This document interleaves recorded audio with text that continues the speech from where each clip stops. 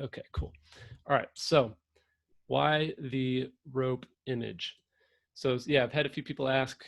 Some people are like, this doesn't make sense, you know. So I wanted to kind of just share a few points as to why I chose this image, other than the fact that it looks really good on the cover from a design perspective, in my opinion.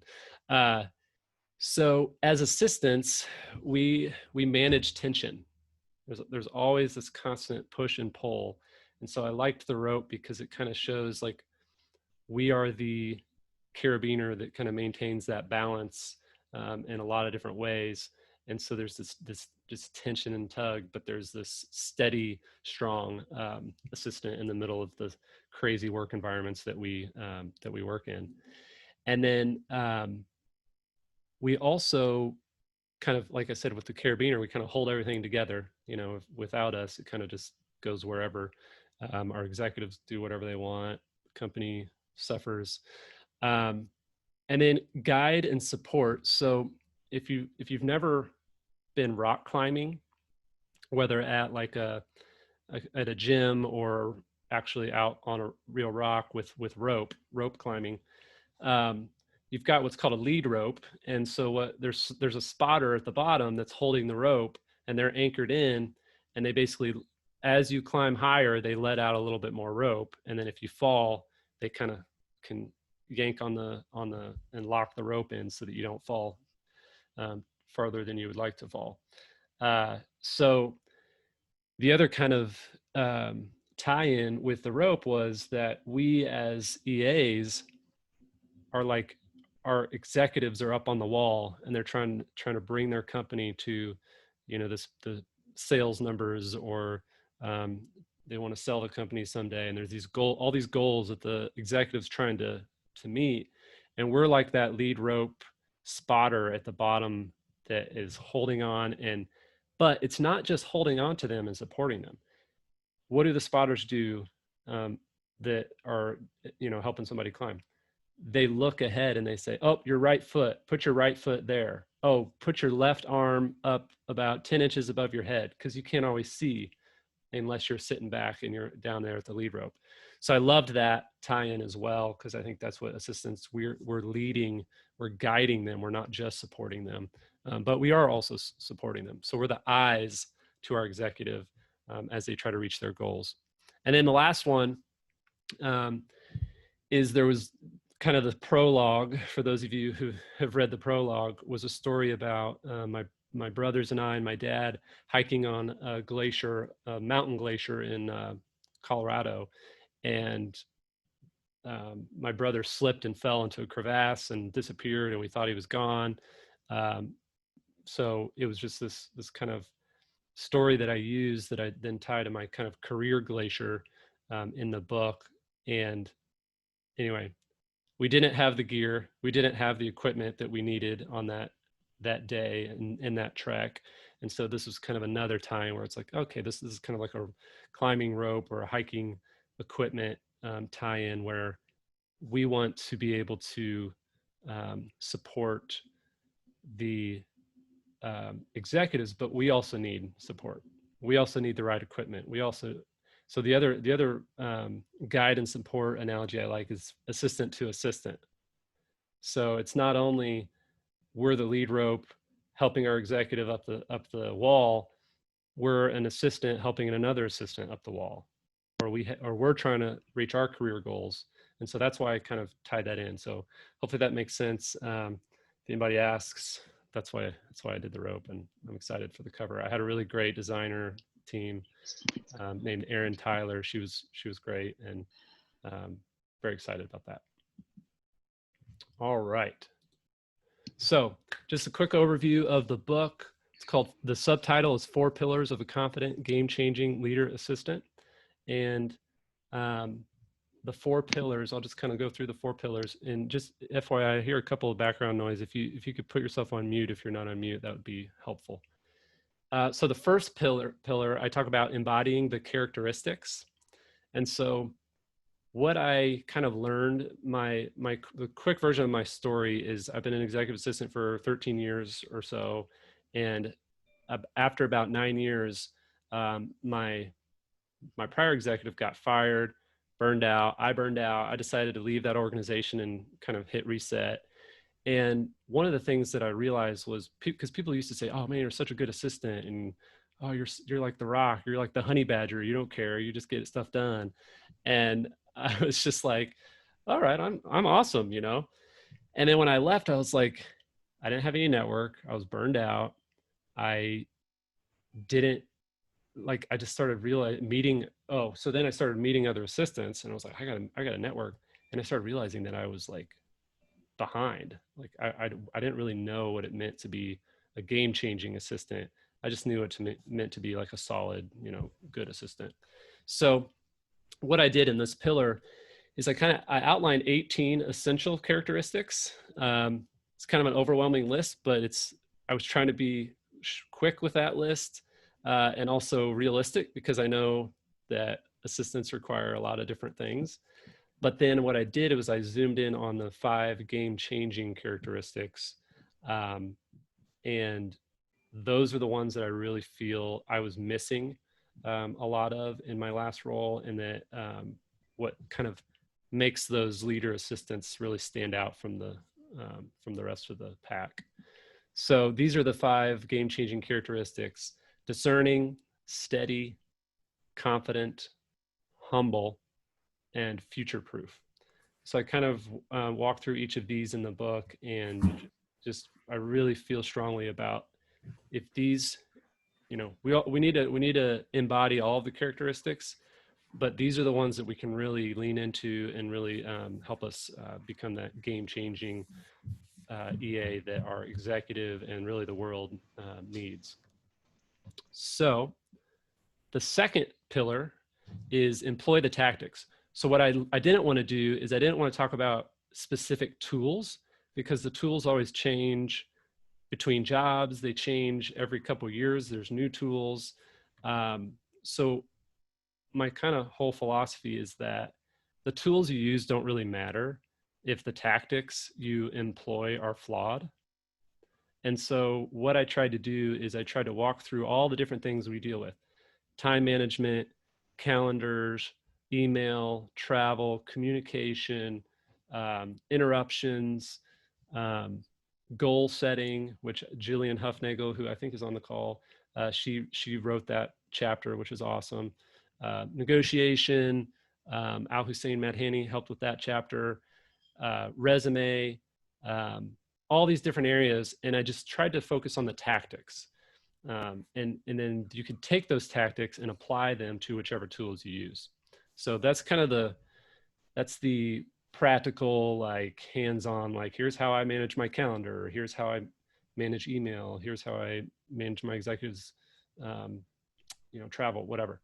So that's the pillar 2. Then we get into the fun stuff, the relationships. So engage in relationships is pillar 3. And this is where I failed. I did not have a network. I literally only knew one assistant outside of my company, and we only had one other assistant inside my company. So I really didn't have a network of assistants at all. I wasn't on LinkedIn. I wasn't doing anything. And that really, really hurt when this whole thing happened and my boss got fired. And I'm just like, what do I do? I just had no support network to lean on. So I talk about the importance of growing your assistant network. And then I also talk about the other relationships, like the relationship with your executive. So a lot of you have micromanagers as executives. A lot of you have executives who you've tried to lead, but they're very resistant. So I try to help you share things that have helped me break through those barriers with executives who are resistant to change.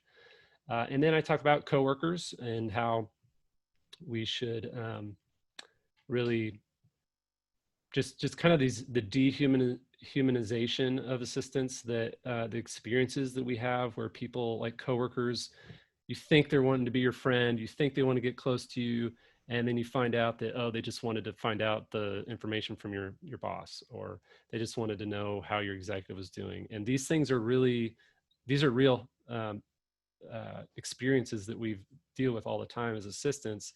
And so I process through how I dealt with that and what I've tried to do. And I honestly just kind of share that I'm still kind of trying to figure out. Do I, I don't want to be best buds with all my coworkers, but I also don't want to be a, jerk in the corner that doesn't talk to anybody. So like, I'm still wrestling with that dynamic, but just being self-aware of those instances of dehumanizing interactions is valuable. Then I go to the last pillar. So this is kind of the most important pillar in a lot of ways, because you can be a really good leader assistant practically and produce, and on paper you're great, but then you'll end up burned out like I was, where you're quick to anger, you're unpleasant to be around, you just don't have any, you haven't done anything to kind of cultivate your creativity because you're just work, work, work, work, work. So I talk about a few things in this pillar. I first talk about burnout creep and how it just kind of seeps through the wood floors, and you may not notice it. And so becoming self-aware, and then helping you become self-aware about the burnout creep that might be happening in your life. I talk about the signs and stressors. So the stressors are the things that are probably happening or could be happening in your role that could drive you to burnout. And the signs are like, all right, I'm already on the way, or I'm already burning out. These are the signs that you might be burning out. And then I talk about antidotes. So what helped me kind of come out of that burnout, reset, refresh, get healthier, and what helps me on, at an ongoing basis, avoid burnout. And really, I say avoid, but I'm still trying to train myself to not say avoid, because I used to say that all the time, here's how to avoid burnout. Honestly, I don't think that it's possible to avoid burnout. I think that burnout happens to everyone. It's just a matter of how serious it is. And so what I do think we can do is we can fight against burnout, and we can resist burnout. And so we can limit the damages of burnout. So that's kind of what I talk about in pillar 4. So embody the characteristics, employ the tactics, engage in relationships, exercise self-care. I had a couple people post on LinkedIn saying they sat down and read it in one sitting. I tried to make it, I hired a really good copy editor to just beat the crap out of it and just like delete this, cut this down. I would try to make it a really clear, succinct guide for you all. So I'd love to hear your feedback as you get into it. All right, so what we're going to do now, and Monique's going to share for just a couple minutes, but I want to do a giveaway. So I'm going to post in the chat, which if you guys have been chatting, I have my chat window closed. So thanks for all your comments. So I'm going to post this LinkedIn post that I shared earlier. Many of you might have already done some of this, but I'm going to give away a t-shirt. So this is my lovely wife modeling the t-shirt. I'm also wearing the t-shirt right now, if you can't see it. There you go. It says assistance lead. So if I can find everyone, there we go. All right. So if you could go to LinkedIn, like this post that I shared. This will help kind of the link. This is the LinkedIn algorithms. I'm all about triggering those algorithms this week. And then I can sleep well next week. So click on that post, go to my LinkedIn post, and then like it. Maybe post a quick comment like, hey, congrats, whatever, and then share it to your network. And what I'm going to do is I'll go back later and I'll go through everybody that's liked and commented, and then I'll just put a list together and put it in a random generator or whatever to pick a winner to send a t-shirt to. And I don't know exactly which colors. I have a few different colors and sizes and stuff and styles, but yeah, if you could do that, I will pick a winner and send a shirt. And then we'll do a couple more giveaways here in a minute. But now I want to introduce you to Monique Helstrom. So Monique wrote the foreword to the book, as I mentioned earlier. I'm very excited to have her name on the cover. It means a lot to me. She's a rock star. She was Simon Sinek's chief of staff or executive assistant or whatever chief of Simon, I think is what she was called, for about 10 years. And for those of you who don't know, Simon Sinek's pretty much written the books on leadership of our time. And so I thought, what better person to write the foreword than somebody who not only has been a leader assistant for a long time, but she worked with so closely with kind of the leadership gurus. So anyway, she is MoniqueHelstrom.com. You can find out more about her, check out what she's up to. And yeah, she's just going to share a little bit about leadership as executive assistants. So Monique, take it away. Thanks, Jeremy. Congratulations for today. I see all the comments going past how excited everyone is, and I share their excitement. My foreword was really about the permission slip that I'm giving all of you to become the leader that you wish you had. We, for whatever reason, have this idea in our heads of what a leader is, and we tend to look up, as in hierarchy, as in authority. And what I want to implore is that those are two completely different things. Authority is someone that you follow because you have to. A leader is someone you follow because you want to and you believe in them. So a leader can be at any rank. There's a very famous story from John F. Kennedy when he was walking through the building of NASA just before we put a man on the moon in 1961. And he went up to a janitor who was sweeping the floors and he asked him what he does. And the janitor said, "I'm helping to put a man on the moon." And this is what I want to implore with you. Because even though it doesn't matter what your title is, it doesn't matter how many people you work for, it doesn't matter what your rank is, everyone has the capacity to be a leader if they choose to do so. And I want to reiterate that it is a choice and it is not something that you actually have to do. Some leadership position, being in a leadership position is hard. You have to take care of other people. You have to not only take care of yourself, you have to take care of your job and do the thing you need to do. And you have to take care of the person to the left of you and the person to the right of you at all times. It is hard. It is exhausting. And it's just, some people are just not cut out for it. And that is okay.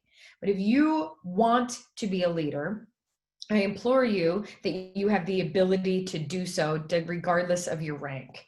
So and again, it's a choice. You are choosing not to be the victim. You are choosing not to be the lower level. You are choosing not to use the words like, "I am just an assistant." I want to X out those words for the rest of my life. No just when we say our titles.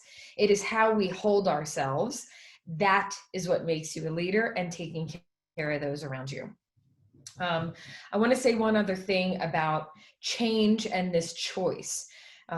We live in a very weird time right now where we have more choice and more ability to choose things than ever before, and yet we also feel like we're being squeezed and we're almost being sheep's pathed, through life, and someone's pushing us into a line where we're just supposed to walk and move forward, like 1983, George Orwell's 1983. And what I want to say is that change is possible, but in order for big change to happen, we have to pare it down to the individual level and be willing to change ourselves. I hear this all the time from leaders, from assistants, from executives, from everyone, that we want things to change. We want the world to change. We want our profession to change. But when you take it all the way down, we as individuals are very scared and unwilling to change individually. And the last time I looked, companies are made up of individuals. And the last time I looked, this world was made up of humans and individuals. So if we ourselves aren't willing to reevaluate, change our perspective, take a new path, and choose to do so, nothing is going to change. We have to be the model. And it's little incremental changes. I say this all the time. It doesn't have to be this big intensity. It doesn't have this big, huge change management thing. It's about turning the dial one notch every single day and doing one more thing every single day to help become the person and be the leader that you wish you had. Think of when you were a kid. I've actually been doing a project for a teacher group in the UK. And it really brought up a lot of memories of me in school and a lot of memories of who I thought was a leader back then. And of course, when you're in school, your teachers, you actually blur the lines between authority and leader. And it was interesting that I remember so clearly my teacher, Mrs. Keene. I could probably tell you everything. I could tell you exactly what she looked like. I could tell you that her favorite color was peach. I know everything. I can picture her. I don't remember a single thing that I learned in her class. I was second grade, but I remember her because of who she was being, not what she did. So I want us to just concentrate on who we're being. We're human beings, not human doings. So let's be that representation little by little by little. You're not going to wake up tomorrow and be the person that you want to be, but little by little by little, turn that dial one at a time. You all have the power to do so. I believe in all of you, and I have your backs, including you, Jeremy. Thanks, Monique. Appreciate it. Awesome. All right. So what we're going to do is we're going to do another giveaway. I'm going to post it in the chat. So this one, if you could go to either Twitter or Facebook and just share the Amazon link with the hashtags leader assistant and assistance lead, then again, I will go to those hashtags and find a couple of you to do a giveaway. And what I'm going to give away this one, I'm going to give away the digital bundle for the book. So what this includes is 2 online courses. One of them is specifically around the book, where I have a video for each chapter, pretty much. I think a video for each chapter, where I kind of go into a little bit more in depth on the content. And then I have it comes with the audiobook, which I'm hopefully, assuming I have a voice, at 6:30 tonight. I'm going to record the rest of the audiobook this evening, and that'll launch in August. So this bundle comes with the audiobook, also a coaching call with me, a 30-minute one-on-one coaching call. And so, yeah, it's a digital book bundle. So go to Twitter, Facebook, share the Amazon link to the book, and then use the hashtags leader assistant and assistance lead. And then I will pick one of you to give that bundle to. And if you already have the bundle, I can, we can find something else fun to give you if I randomly pick someone that already has the bundle. All right, so we're going to try to keep this civil. There's 170 or so people on here, and basically, so Carrie, you're saying the Facebook post isn't shareable. I don't know which one, but post your own post. That was kind of my ask on this one, is go ahead and just create a new post, share the Amazon link. All right, so 170 people. I want to take questions. So what I'd like to do is we'll try it this way and see how it goes. But if you have a question, unmute your mic and say, I have a question or something like that, and we'll try to go that way. And then you can mute your mic when you're done. So does anybody have a question? It can be about the book. It can be about the process of writing a book. It can be about being a leader assistant. It can be about baseball, whatever you want. I have a question. Yes. So, say your name too. That way everybody can hear. Hey, Jeremy, it's Suzanne Daniels from LinkedIn. Hey, Suzanne. Look, I put up a party picture behind me. Woo. Oh, nice. That's for your book. I was wondering what made you decide to, I realized that this was part of a service, but what your process was for starting to build your own brand. Because at this point, that's what you've done, right? You've become a brand that helps promote this. And, how did you step by step think about what you wanted your brand to represent, and how did you manage to put it out there in a way that you were happy and comfortable with in order to write the book, to do the podcast, et cetera? Yeah, that's a great question, Suzanne. Almost as great as that background. So what happened was when I was in between jobs, and like I said, I burned out and my boss was fired, he had burned out.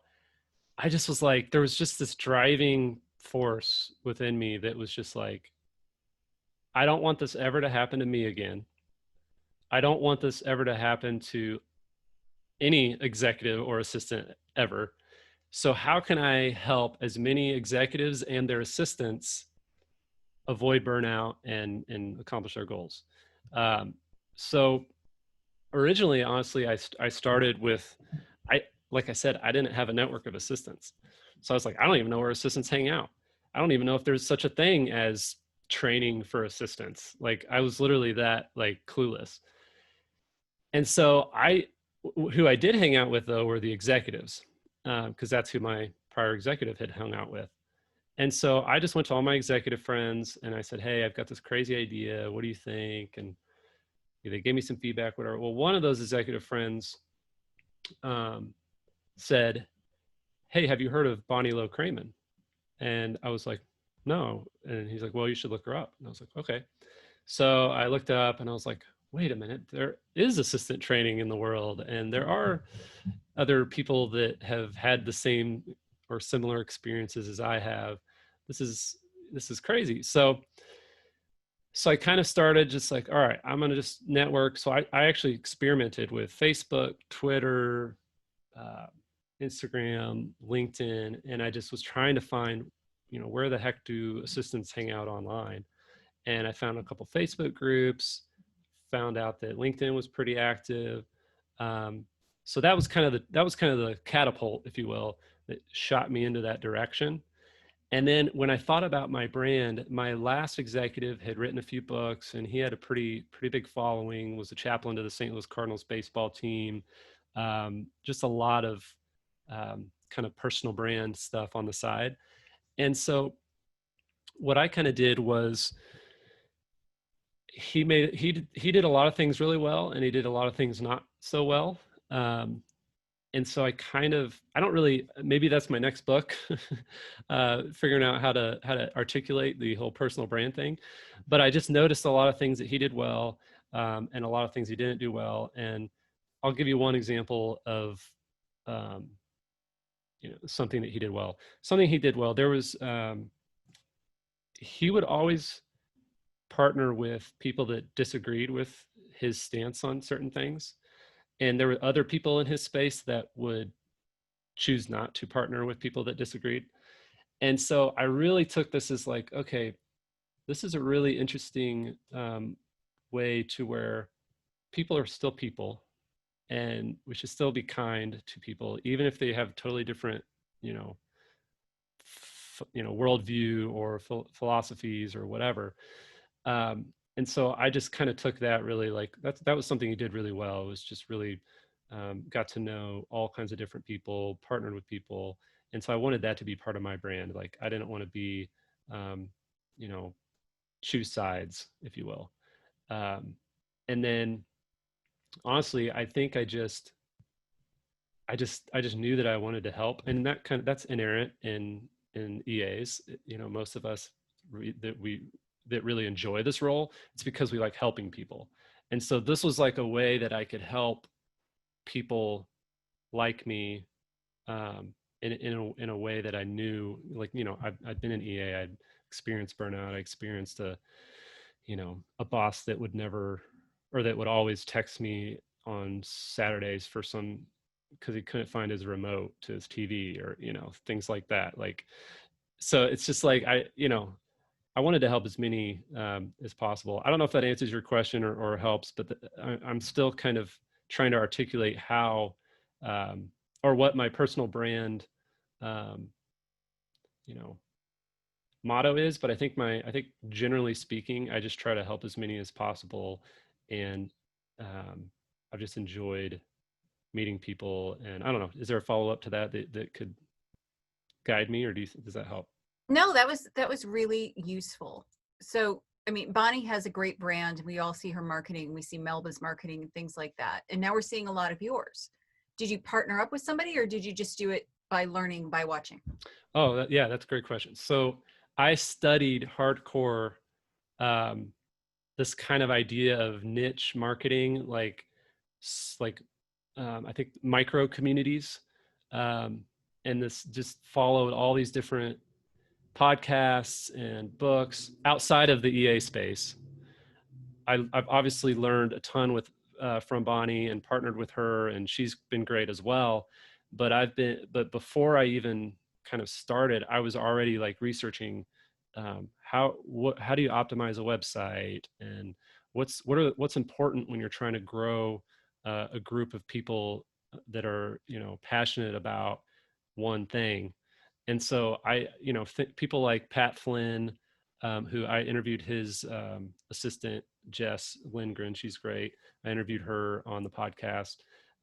People like him, who he was a family man that basically got let go of his job and decided to figure out, how to basically start his own business.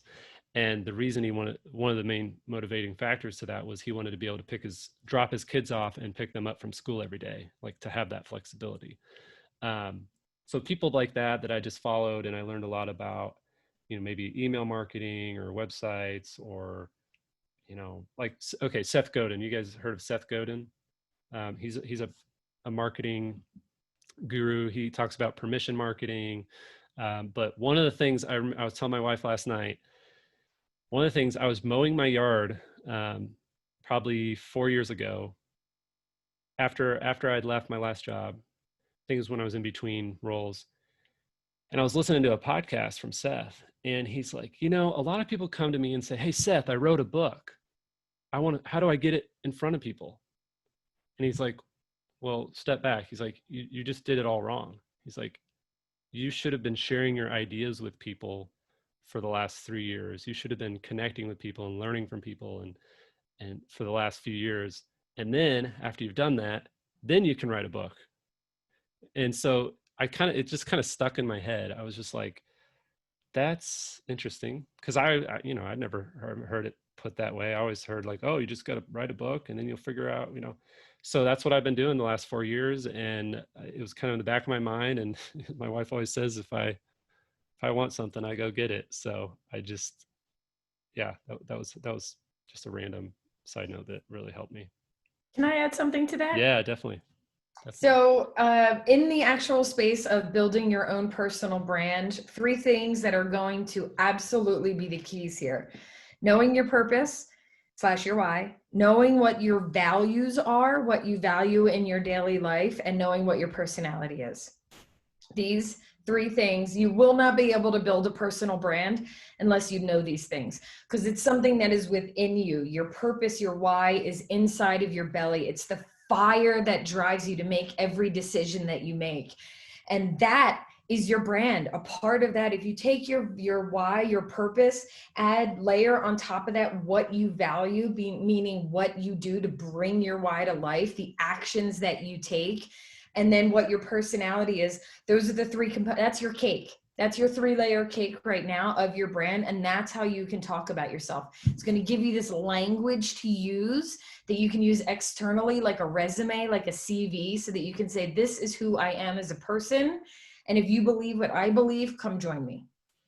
Yeah. So it started off, that's perfect. So for me, it started off, I wanted to help executives accomplish their goals without burning out. That was kind of my why.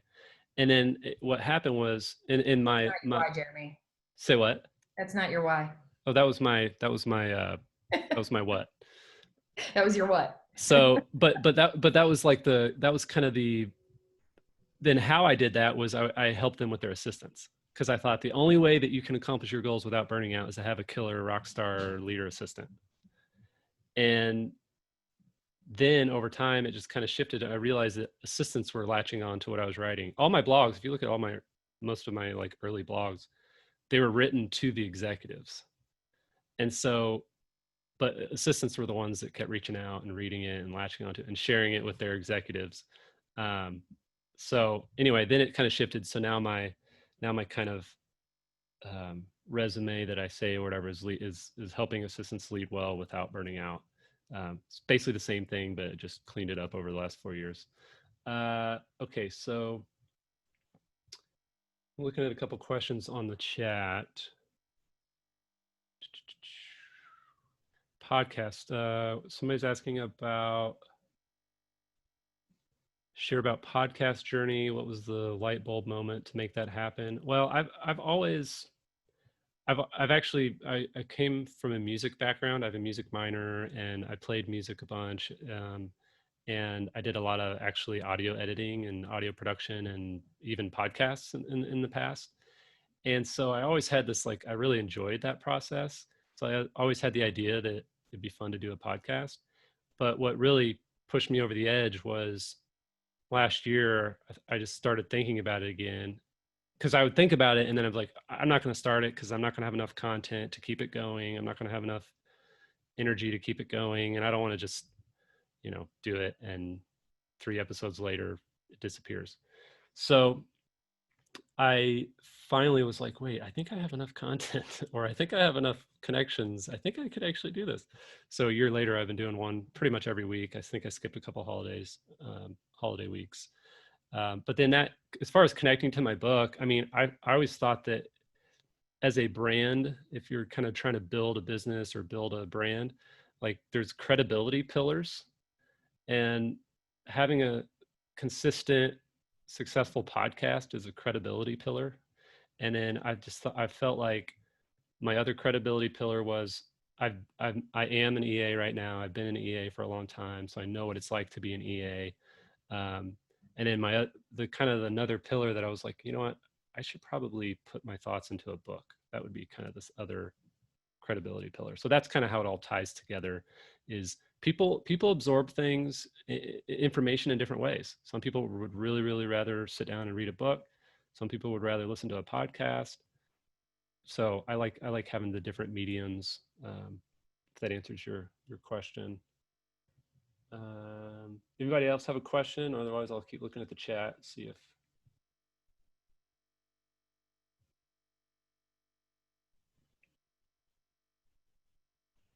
I actually have a membership with Al Hussein Medhani, and we do a once a month coaching session training call. And our call in July is actually on the topic of side hustles for EAs, because we had a lot of questions similar to Suzanne's. So if anybody's interested, that's at members.leaderassistant.com.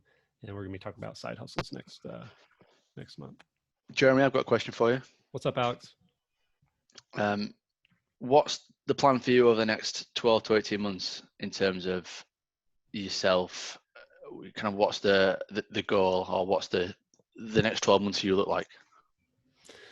I am 100% bought into my day job at Capacity, artificial intelligence company. And I love my executive that I'm working with. We've got a great partnership. He gives me the flexibility to do things like write a book. So it's kind of one of those things where I'm hopefully going to ride the train until we get acquired by Amazon or somebody for $2 billion, and then I cash out. Or if I ride the train the other way, I'm in it till the end. And then my hope is that with my book and my podcast and kind of training assistants, that I can do that long term. And then depending on how that's going, figure out a different full-time job, or depending on how much I can cash in on my my day job exit, hopefully. But I'm sure you're cashing just fine. I don't think there's any problem with you cashing in at all. At all. But no, just as a side note, mate, absolute inspiration to the entire community, like for everything that you've done, like as one bloke to another in this industry, mate, absolute hero. So just thanks, man. Yeah, appreciate it. Okay, let's see, there's a couple questions in the chat. What's your favorite part about writing the book? I would say getting it in my hands 2 weeks ago and it being done. That's a very, very amazing sense of accomplishment. Looking at it and just like I had a really good, I invested a lot of money, honestly, in the cover and the editing and the audiobook and everything. But just to have something that's like professional and like looks legit, and like, even if it's a crappy book, it looks like a real book. It looks like a really good book. So that was probably the best part, honestly. It was just finishing something that you kind of started in here a year or so ago. And yeah. Hardest part about being an EA at a startup, I'm the only EA. So that's kind of a challenge. But also startups are very up and down, which I like because it keeps things interesting. But at the same time, you know, we could grow to a huge successful company, or we could be done in a year and a half, when our funding runs out, like that's definitely not for everyone. What's your favorite part about being an EA? Monique, do you want to share your favorite part about being an EA? What's your time with Simon? My favorite part? Yeah. So, I mean, I'm a doer. I'm an activator. Two of my top strengths are achiever and activator. So the fact that I could get my grubby little hands on so many different things and just produce. I mean, whether or not that's the greatest use of, the greatest answer, but I loved just doing stuff. Every day I could wake up and do something different, do something crazy. Was it a book launch? Was it an event? Was it this? And it's just new and exciting. I don't know many people who have such exciting, varied jobs like we do. Whether or not you appreciate all of it, that was certainly one of my favorites. Yeah, I think just accomplishment. It's a very rare position that our job could actually produce and help you fulfill your strength set. And the fact that I was such a producer, and I could actually take a job that helped me amplify my strength set. That's what you call living your why. That's you living in balance with yourself, is doing the things on a daily basis that promote yourself, that help you. Somebody had a good question about the writing process. How long did it take to write the book? Who were your advisors and collaborators? I mentioned earlier, my wife was one of my top collaborators. She was really good at just, putting up with me as I bounced ideas off of her. It took me, well, honestly, I started writing it honestly 4 years ago when I started blogging. So a lot of those ideas that I had formed from original blog posts 4 years ago have morphed and somehow made it into the book. So when I started, I basically pulled all the stuff I had written in the last 4 years, and I had like 70,000 words or something. And so not all of it is in the book. A lot of it's, some of it's in the book, but, much improved and updated. But I think the one thing I will say about the writing process, if anybody's interested in writing, is you have an edit brain and you have a writing brain, and don't try to do them both at the same time. So if you're trying to write a book, just don't worry about editing it. Just get it out on paper, get it out, and then come back and have a different session where you're just going to edit. I think that was the most helpful thing. I think I heard that from a guy named Jeff Goins originally, but he just said, like, yeah, he'll every day he just writes. I think he called it like word vomit or something, where he just literally just anything comes to his head, he just writes it. And then he has a session either later in the day or the next day, and he kind of alternates, and it's like, this is an editing day, so I'm going to go look at what I spewed out onto the paper, and I'm going to edit it. So that was very, very helpful on that process. Jeremy and Monique, you are both great coaches. Thank you. Have either of you had a one-on-one coach who was helpful, and how did you find that person? Yeah, I'll go quickly, and then Monique, you can answer. So I've had several kind of people that, whether in this space or not in this space, the EA space, that have done similar things and are older than me and wiser than me, that I would ping. One of them is my friend Mike Weinberg, who's a best-selling sales author, good friend. He's here in St. Louis, and he even like 2 days ago, he was on the phone. He's like, all right, did you do this? And this is a big deal. You got to do that, and just like, but also the emotional side. He's like, just remember, this is going to like really hit you. Like, and I'm like, yeah, okay. All right. And then I couldn't sleep last night. And then it's like, it's hitting me today. I'm like, all right, you're right. So anyway, yeah, I think anybody that's done something similar before, but also someone who just texts you and thinks about you in those times. Like he's been texting me this morning, hey, I just saw you hit number one, and I just saw the. So anyway, Monique, how about you? So I recommend two things. You need to connect. Your coach should fit your type of personality. I don't mean they need to be just like you, but I'll use me as an example. Obviously, I'm a very blunt speaker. I say what's on my mind. I don't mince words. I won't do well with a coach that skirts around things and constantly says things like, well, what does this mean to you? Like that kind of person is going to more aggravate me than anything. So I had to figure out what type of personality, what type of strength set I wanted in the coach. And then two, just as Jeremy said, find someone who maybe has done something like you've done before, but is 10 steps ahead of you, 15 steps ahead of you, 27 steps ahead of you. Don't find someone who's where you're at, because both of you are going to be navigating the waters yourself. So find someone who fits you, and then someone who you want to model yourself after, who you think is, 2 miles in front of you, and they're going to help you catch up. They're going to bring you closer to where you need to go. So those are, and someone who's going to stretch you, who's not afraid to say to you, hey, have you thought about this? Or, hey, have you done, you're doing something a little off, someone who's going to hold you accountable, and someone who's going to put you in an uncomfortable position. That is how you would grow, is when we're uncomfortable. So put yourself in as many uncomfortable positions as possible. Yeah, I'd echo the sentiment about somebody that's going to really push you and tell it like it is. Like my friend Mike that I just said, he read an early version of my introduction, and he texted me. He's like, I don't usually like to talk bad about somebody's writing or whatever, but he's like, I don't think this is right, man. I don't think this is right.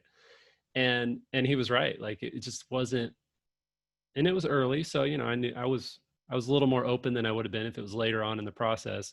But I was like, what, this is right. And so I scrapped it completely. It was one of, I can't remember who said it. Some famous writer or somebody said that, like, when you're writing, you have to kind of, not a good way to say this, but this is literally what they said. It's like, you got to kill your babies.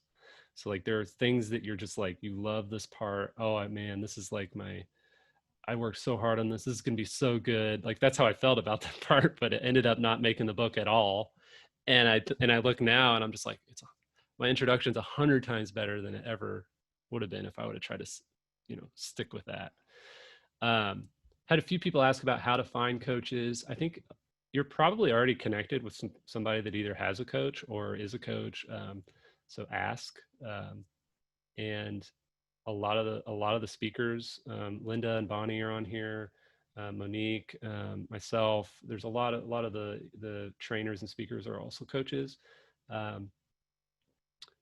So what was the other question I saw? Oh, how did you break into the EA position? Currently feeling stuck as an admin with no prospects of moving up. I think that I talk about this in the book. I talk about the idea of future-proofing yourself, and one of them is becoming a revenue generator. And so I think that a lower level admin doesn't think about things like, how can I affect the bottom line of my company? Because if you can get creative and figure out a way to affect the bottom line, whether it's cost saving, revenue generating, you are going to jump in your level of value to the organization, to your executive, tenfold. And when you go to negotiate your salary increase and title change to executive assistant or chief of staff or whatever you're aspiring to, that's the kind of data. Those are the kind of, proof points that you need. So that's just one example, but, we had to raise money. We're a startup. We raise money pretty much every year. That's what startups do. And I sourced, we had our Series B was last year. I sourced $700,000 worth of investments through my network. And you better believe that I've been leveraging that in, you know, flexibility negotiations or salary negotiations, or, hey, I want to go speak at this event in Hong Kong, you know, like, okay, yeah, go ahead, you know. So anything you can do. It could be as simple as, hey, I just renegotiated our vendor contract and saved us $150 a month. That's great. All right, coming up on time. The last giveaway that I was going to do is basically so Al Hussein Madhani, who many of you know, he put together this resume course. And I know a lot of people have either lost their jobs, unfortunately, due to this COVID pandemic, or are worried about losing their job. And so his resume course is great. I helped him build it step by step through the whole resume process. It's a $300 course. Which is actually a pretty good deal, because if you were to actually take a coach through this whole process, it would be a lot more than $300. So I'm going to give away the resume course to one person. And what I thought I would try to do, this is my first time doing this, so we'll see how it works, but try, if you could go leave a review, if you read the book or started reading the book and you're enjoying it, leave a review on Amazon, and then just take a screenshot as you know, right before you submit it or whatever, because I think it takes 48 hours or something to show up on Amazon. But if you could leave a review on Amazon and screenshot it and then just email it to me at hello@leaderassistant.com, then I will select one or two people to give that resume course to. All right. I think that about does it. Monique, thanks so much for your time. Everyone, thank you so much for your support. It's been a fun day. And yeah, I'm just thankful. I'm going to try to go through and catch up on the chat. I know a lot of you sent me a message privately. It's hard to keep up, but yeah, thanks again. If anybody has any questions, feel free to reach out to me, MoniqueHelstrom.com. Reach out to Monique. And yeah, I appreciate you sharing the book with everybody and trying to, you know, 99 cents is a very low barrier to entry for this week. So no excuses.